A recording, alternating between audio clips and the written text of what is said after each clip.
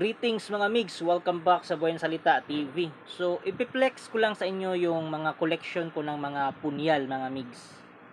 So, hindi ito binibenta ha, disclaimer lang, it is not for sale. Gusto ko lang ipakita sa inyo para ma-inspired kayo kung gusto nyo ring mag-collect ng ganitong mga gamit. Pang-spiritual po ito mga migs at may mga spiritual meaning ang ganitong mga gamit. So, unahin natin itong malaki mga migs. Yan, medyo na yupi na eh. Hindi maganda yung packaging. Na-order ko to sa Indonesian market. So, focus natin ha. Yan. Hindi ko alam kung anong inscription ito, pero nagustuhan ko lang kasi eh. Sa tingin ko, Arabic inscription yung nandito. Yan. So, ito yung handle niya.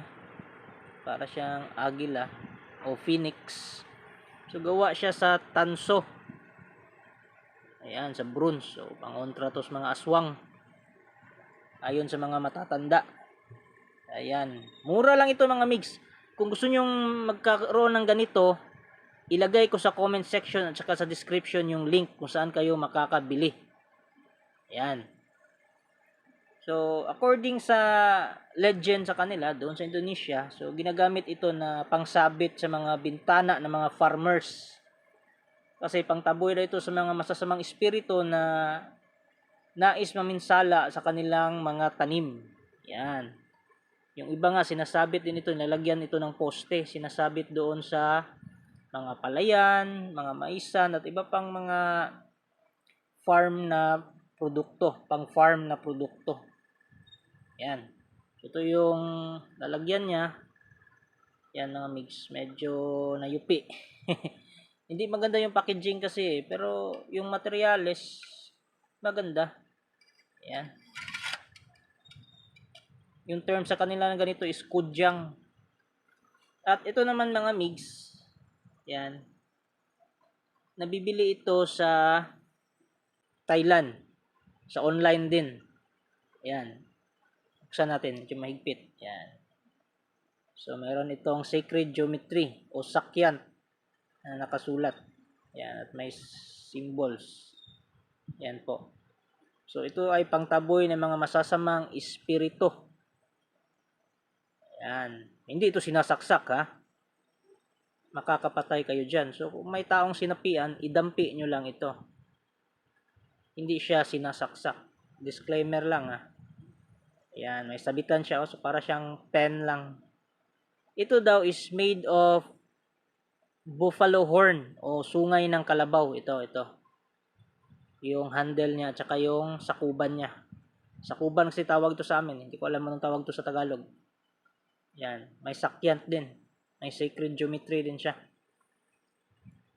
So, pangtaboy ng mga bad spirit. So, pag sinasabit nyo ito sa bahay nyo, so, ito yung kumukontra. May energy kasi siya, may tooth form siya. So, parang hunpayont din yung siste. Yan. Maganda po siya mga mix. Maliit nga lang, pero maganda siya. Pang collection. Yan. So, kung gusto nyo makakuha ng ganito, lalagay ko lang sa comment section, saka sa description yung link niya mga mix. Yan. Ang next naman is ito. Ito yung paborito ko sa lahat. Payanaga. Yan. Iba ito sa payanaga na binibenta ko ha. Ito hindi ito binibenta, akin to eh. Yan. So, ritualize po siya ng isang monk. Tapos, meron siyang dasal, syempre. For Payanaga deity. Para palaging i-bless ni Payanaga ito at kargahan ng positive energy. Yan. Ganda oh. Yan. Simula nung dumating to sa akin, ang ganda, ang ayos ng takbo ng business. Tsaka wala na rin mga nagpaparamdam sa bahay. Takot sila dito eh. Yan. Meron din siya secret geometry mga mix. Ito, may sakyant din siya. Yan. So, pang paswerte daw ito. At pang protection na rin. Pag sinabi ng pampaswerte, niniwala ako eh. Kasi simula nung dumating ito dito, wala nang ano eh. Wala nang mga nagpaparamdam at saka maganda yung takbo ng business. At bakit gusto ko yung Payanaga? It's because according to legends, yung Payanaga daw, yung mga serpent daw ang nagbigay o nagbiyaya ng leklay sa ating mundo. Sa legend lang yan ha, sa mitolohiya lang. At kung i-research mo sa Anunnaki, ang mga serpent is simbolo lang yan ng mga lahi ng Anunnaki, which is na belong kay Yah, God the Father, yung lumikha ng tao. Papa ni Yeshua, tatay ni Jesus. Yan. So, simbolo nila ito. Sa mga relihiyon lang, masama ang simbolo sa kanila ng serpente. It's because mali yung pagkaintindi nila ng mga nakopya nilang dokumento. Kasi yung Biblia naman, kopya lang naman yan sa mga Hebreo. Yung mga Hebreo, nangopya lang sila sa Sumaria. So, nagkasalin-salin na yung information, nagkaiba-iba na yung mga meaning. Yan. Sa lahat, ito yung favorite ko, yung Payanaga. At syempre, hindi rin magpapahuli mga mix ang gawang Pinoy. Yan. Chris Moro. Hindi nga lang ito yung pinakamagandang quality. Ito yung pang token lamang na Chris. Pero at least, pag meron tayong ganito, masaya na ako. Pag nagkapera tayo, so bili ako nung maganda talaga na Chris, yung paliit ng paliit yung dulo niya. Parang ahas na talaga, parang Payanaga din. So, bawat Chris kasi may iba't ibang meaning. So, pag 5 daw yung kurba, para yun sa mga craftsman. So, sa mga gagawa. O sa mga creator ng Chris. Pag 7 naman yung kurba, so para yun sa mga warrior. Sa mga sundalo, mga kawal. Pag 9 naman yung kurba, para yun sa mga pari nila. Pag 11 daw yung kurba, 11 yung kurba, para daw yun sa mga hari. Yan, sa mga datu, sa mga, anong tawag na dyan, mga raha yata. May sakuban din siya, maganda din. Made of wood, hindi siya made of plastic. Yan, good quality.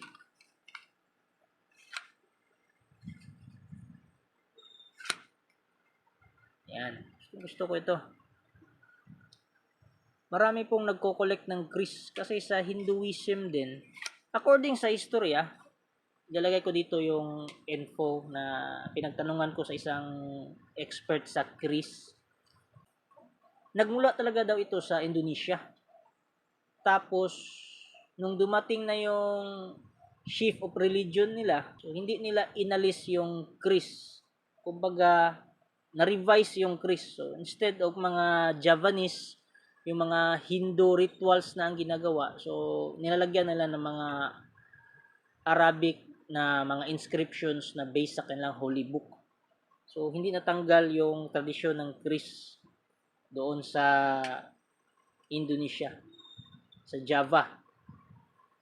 So, basahin natin tong info ni Sir ha. Siya kasi ang may sabi niyan eh. Ito, nagmula ito sa The Kiris Collector na YouTube channel. Nagtanong kasi ako sa kanila, tapos luckily nag-reply sila. The Kiris is a fascinating cultural symbol, and your question touches on a common point of discussion among enthusiasts and historians. Kasi tinanong ko kasi kung ano ba talaga yung Kiris. Ito ba ay Muslim tradition or Islamic tradition, or ito ba ay Javanese tradition? So, ito yung sagot niya. The truth is, the Kiris doesn't belong exclusively to any one tradition. It's a product of centuries of cultural blending in the region. Historically, the origins of the Kiris can be traced back to the early Hindu-Buddhist kingdom of Java, such as Majapahit and Singhasari. In these periods, the Kiris evolved as both weapon and a spiritual object, with symbolism tied to Hindu-Buddhist beliefs, mysticism, and local animistic practices. Impos or traditional keris makers often embedded spiritual and cosmic concepts into their creations. So, nagmula talaga siya sa Hindu-Buddhist. So, alam niyo ba yung Payanaga, galing din yan sa Hindu at saka sa Buddhist. May mga mantra pa nga ang mga Hindu about Naga serpents. Therefore, may malaking possibilities na ang disenyo ng kiris na pakurba-kurba ay parang disenyo din ng ahas ng Payanaga. So ito ay based lang sa observation ko So patuloy natin yung pagbasa. However, when the Islam spread to the Malay archipelago starting around the 13th century, it didn't replace the Kiris tradition but rather absorb and reshape it. Islamic influence introduced new spiritual interpretation and styles, often shifting the symbolic focus away from Hindu cosmology to reflect Islamic values. For example, some Kiris feature inscriptions of Quranic verses, and the act of carrying or using the kiris in certain ceremonies adapted to fit Islamic norms. Ang maganda lang dito is na-preserve yung tradisyon ng kiris. Kahit na nag-spread na yung Islamic religion, hindi nila inalis yung kiris, ni-revise lang nila. So, pinalitan nila yung mga sakyant into mga Quranic verses. So, maganda din. Religious pa rin siya, spiritual pa rin siya ang punto. So, maghahanap ako ng supplier dito sa Philippines kung may ma-recommend kayo na magandang maker ng kiris. Bibili po ako sa inyo at syempre may konting interview na rin. So, ito mga migs, pwede kayo mag-order sa akin pero pre-order siya. So, wala akong stock ng ganito, pre-order lang. Kasi ito hindi ko pwedeng ibigay kasi akin to napamahal na sa akin. Nagre-resonate na siya sa akin, may connection na kami. Ito not for sale kasi last stock na lang ito nung nabili ko sa Thailand. Yan, last stock na lang siya. Ito available sa mga online shops. Ilagay ko sa description, sa comment section yung link. Yan. Ito naman available din sa online shop. Kudyang ang tawag nila dito. Yan. Made of bronze. Yan, Ganda ng quality. Medyo nayupi nga lang yung sakuban, pero okay na yan. At least, hindi na sira yung sa loob. So, flex ko lang mga migs, Baka ma-inspired kayo na mag-collect din ng ganito. So, yun mga migs. Kita-kits lang tayo sa next video. Thank you po.